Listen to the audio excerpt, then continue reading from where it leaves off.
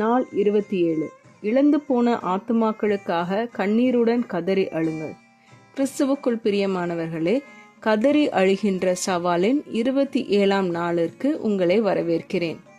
2 பேதுரு 3ஆம் அதிகாரம் 9ஆம் வசனத்தில், தாமதிக்கிறார் என்று சிலர் எண்ணுகிறபடி கர்த்தர் தமது வாக்குத்தத்தத்தை குறித்து தாமதமாயிராமல் ஒருவரும் கெட்டு போகாமல் எல்லாரும் மனம் திரும்ப வேண்டும் என்று விரும்பி நம்மேல் நீடிய பொறுமையுள்ளவராய் இருக்கிறார் என குறிப்பிடப்பட்டுள்ளது.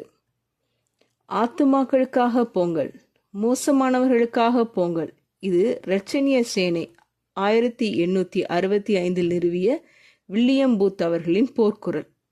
இந்த ஆத்துமாவை காக்கும் படையினர் கடவுளின் கிருபையின் பரிசை பெற்று மிக குறைந்த வாய்ப்புள்ள மனிதர்களை திறம்பட சென்றடைந்தனர்.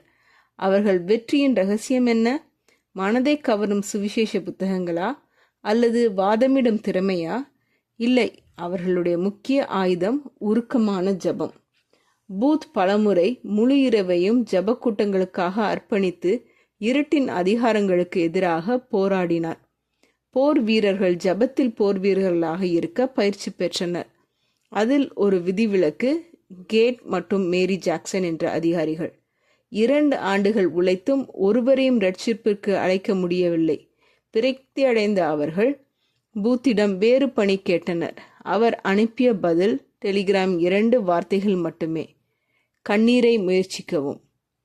தங்கள் தளபதியின் ஆலோசனையை ஏற்றுக்கொண்ட அதிகாரிகள் வேதனையுடனும் கண்ணீருடனும் வானத்தை நோக்கி பிரசவ வேதனையை அனுபவித்தனர். அழுகைகள் அமைதியை குலைத்தது. கருணை துளிகள் விழத் தொடங்கின. தேவனுடைய மிகுந்த கிருபை பொழிந்தது. பலர் மனம் திரும்பி கிறிஸ்துவை ஏற்று தேவனுடைய குடும்பத்தில் இணைக்கப்பட்டார்கள். இரட்சிப்பு போராட்டம் கண்ணீரால் நடத்தப்படுகிறதும் வெற்றி பெறப்படுகிறதும் தான். தேவனுடைய இருதயத்தை வலிக்கும் விஷயங்களுக்காக நாம் கண்ணீர் சிந்தினால் வானம் திறக்கும். அவர் ஒருவரும் அழிவதை விரும்புவதில்லை. இதனை நாம் 2 பேதுரு 3ஆம் அதிகாரம் 9ஆம் வசனம் மற்றும் 1 தீமோத்தேயு 2ஆம் அதிகாரம் 3 மற்றும் 4ஆம் வசனத்தில் வாசிக்கலாம். நியாய தீர்ப்பு வரப்போகிறது என்பதை அறிந்து நமது இரட்சகர் எருசலேமை பார்த்து கதறி அழுதார். இன்று ரட்சிக்கப்படாத ஆத்துமாக்களுக்காக நாமும் அழ வேண்டாமா? நாம் அனைவரும் ஆண்டவருடைய இராணுவத்தில் சேர்க்கப்பட்டுள்ளோம். இழந்தவர்களை சுவிசேஷத்தினால் தேடி காப்பது நமக்கு ஒப்படைக்கப்பட்ட பணி. அந்த பணி இப்போது தொடங்குகிறது, கதறி அழும் ஜபத்தோடு. சகோதரி நான்சி ஹெவன் ரூல்ஸ் என்ற ஆங்கில புத்தகத்தில் இயேசு கிறிஸ்து இந்த வாழ்க்கை முகாமின் மூலம் உங்கள் கடவுளுக்கு நீங்கள் ஒரு தொடர்ச்சியான ஜெயம் கொள்ளும் சாட்சியாக இருக்க உங்களை தினமும் தயார்படுத்துகிறார்.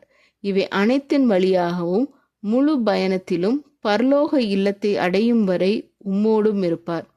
நீங்கள் அளிக்கப் போகும் சாட்சியை அவர் எவ்வளவு வல்லமையாய் தயாரித்து வருகிறார் பாருங்கள் என்று குறிப்பிட்டுள்ளார். இந்த நாளில் கிறிஸ்துவை இரட்சகராக இன்னும் அறியாத ஒருவருக்காக இன்று குறிப்பாக ஜெபியுங்கள். அவர்களின் ஆத்தும இரட்சிப்புக்காக கதறி அழுது ஜெபிப்பீர்களா? ஜெபம் செய்வோம். எங்கள் அன்பின் பரமபிதாவே, இழந்து போன ஆத்துமாக்களுக்காக உடையும் இதயத்தையும் கண்ணீரோடு கதரும் மனதையும் எங்களுக்கு தந்தருளும். அவர்களை புறக்கணியாமல் அவர்களுக்காக துன்பப்படும் உள்ளத்தோடு ஜெபிக்கவும் செய்வீராக. உமது இருதயம் ஒருவரும் அழியாது அனைவரும் மனம் திரும்ப வேண்டும் என்று விரும்புவதைப் போல நாங்களும் அதே பாரத்தை சுமக்க செய்வீராக. எங்கள் சமூகத்திலும் உலகெங்கும் உம்முடைய கிருபையை பொழியும். ஜெபிக்கும் போது எங்களை உமது சாட்சிகளாக தைரியமாக நிற்க செய்வீராக. எங்கள் கண்கள் திறந்து வாய்ப்புகள் திறக்கும் போது உமது நன்மையும் கிருபையும் தைரியமாய் பகிர கிருபை தாரும். இயேசுவின் மூலம் ஜெபிக்கிறோம் பரமபிதாவே, ஆமேன். இந்த மெசேஜ் நான்சி டிமோஸ் வோல்கமோத் அவர்களின் reviveourhearts.com என்ற வெப்சைட்டிலிருந்து எடுக்கப்பட்டது. கர்த்தர் உங்களை ஆசீர்வதிப்பாராக.